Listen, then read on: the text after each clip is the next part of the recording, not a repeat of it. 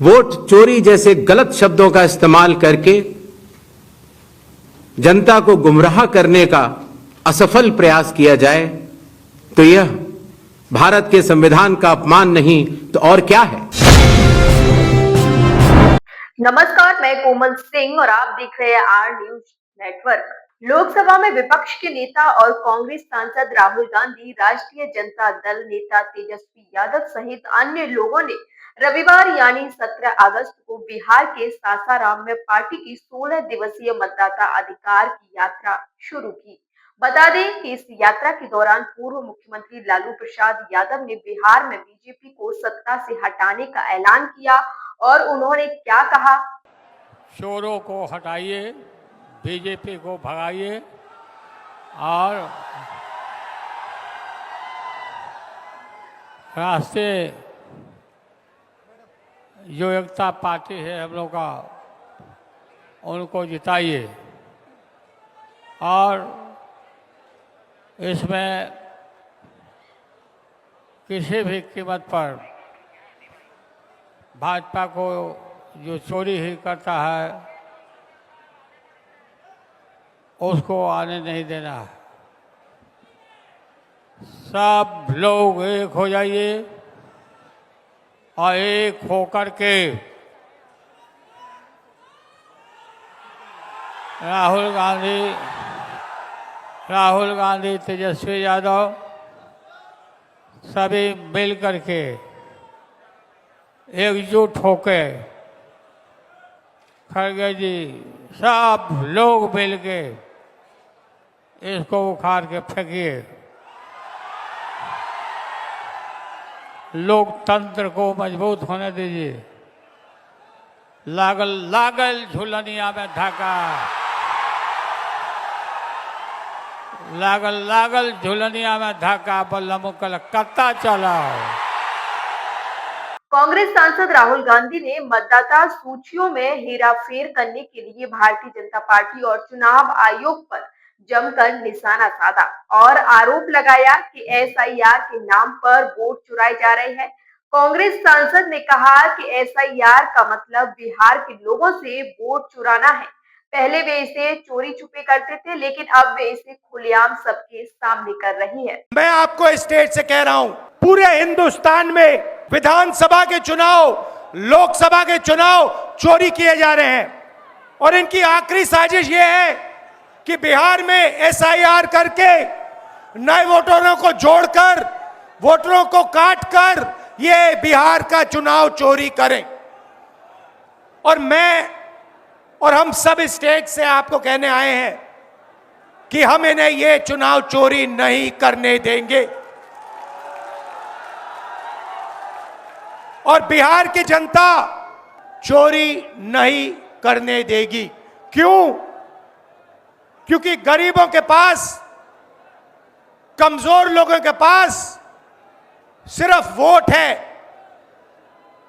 और हम वोट चोरी नहीं करने देंगे। और जो इलेक्शन कमीशन कर रहा है पूरे देश को मालूम है, अब ये बात छुपी नहीं है और अब हम ये चोरी नहीं करने देंगे। और जहां भी ये चोरी हो रही है, चाहे बिहार में, चाहे महाराष्ट्र में, चाहे असम में, चाहे बंगाल में, हम इनकी चोरी पकड़कर जनता को दिखाने का काम करने जा रहे हैं।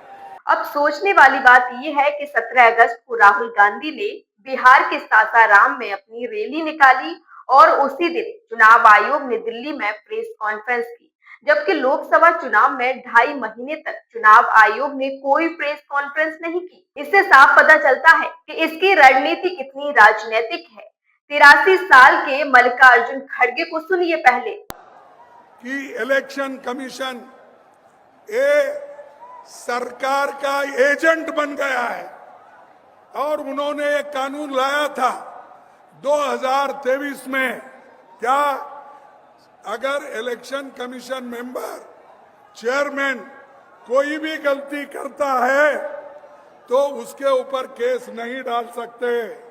अगर कुछ भी कर सकता है गड़बड़ी तो उसको कुछ आप एफआईआर नहीं कर सकते, क्रिमिनल केस नहीं डाल सकते।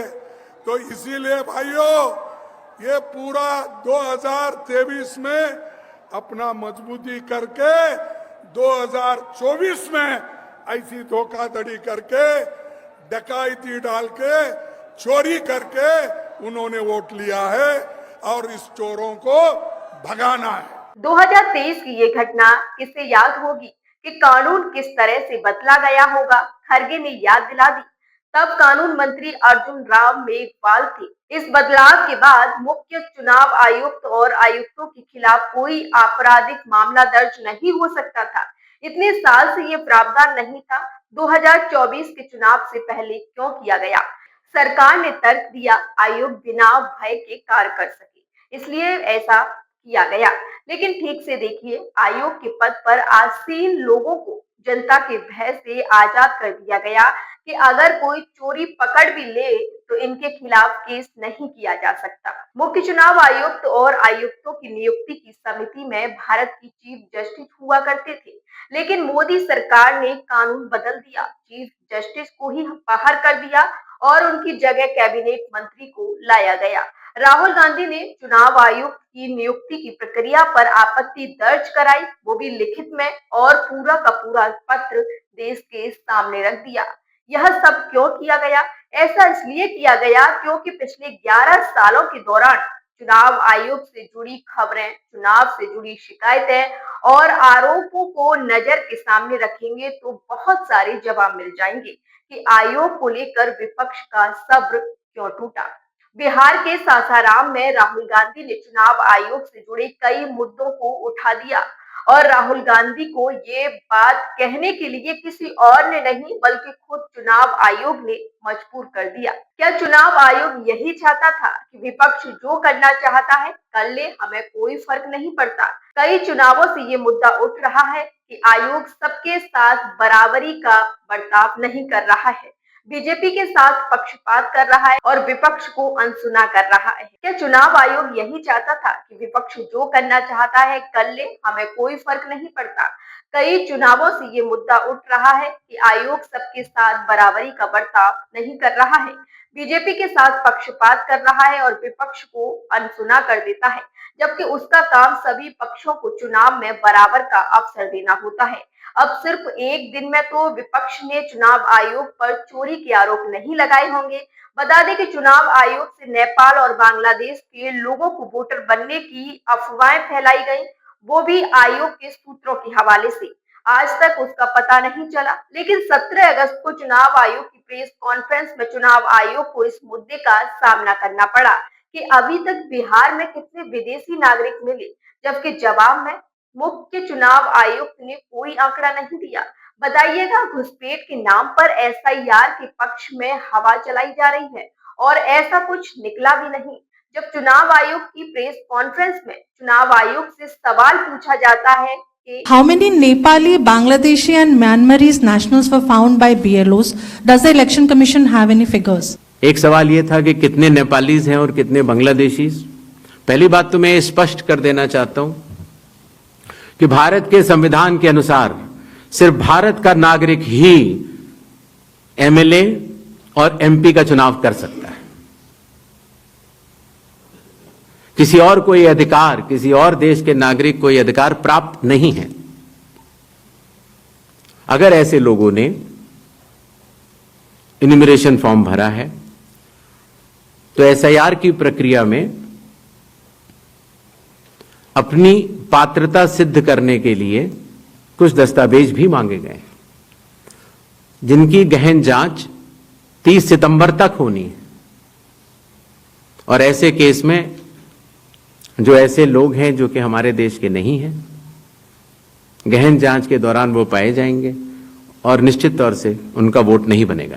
7 अगस्त को राहुल गांधी ने प्रेस कॉन्फ्रेंस में 1 लाख वोट चोरी के आरोप लगाए, तो उसी शाम आयोग ने उनसे कहा कि शपथ पत्र दीजिए। लेकिन जब अनुराग ठाकुर ने 13 अगस्त की प्रेस कॉन्फ्रेंस में 5 लोकसभा और 1 विधानसभा में उसी तरह के आरोप लगाए जिस तरह के आरोप राहुल गांधी ने लगाए, लेकिन अनुराग ठाकुर से शपथ पत्र की मांग नहीं की गई। क्यों नहीं की गई? कम से कम दिखाने के लिए ही मांग कर लेते। अब सुनिए चुनाव आयोग का क्या कुछ कहना है। यह एक गंभीर चिंता का विषय है कि राजनीतिक दलों के जिला अध्यक्षों और उनके द्वारा नामित बीएलएस के ये सत्यापित दस्तावेज, टेस्टिमोनियल्स, उनकी आवाज, उनके स्वयं के राज्य स्तर के या राष्ट्रीय स्तर के नेताओं तक या तो पहुंच नहीं पा रही है और या फिर जमीनी सच को नजरअंदाज करते हुए भ्रम फैलाने की कोशिश की जा रही है। सत्य तो यह है कि कदम से कदम मिलाकर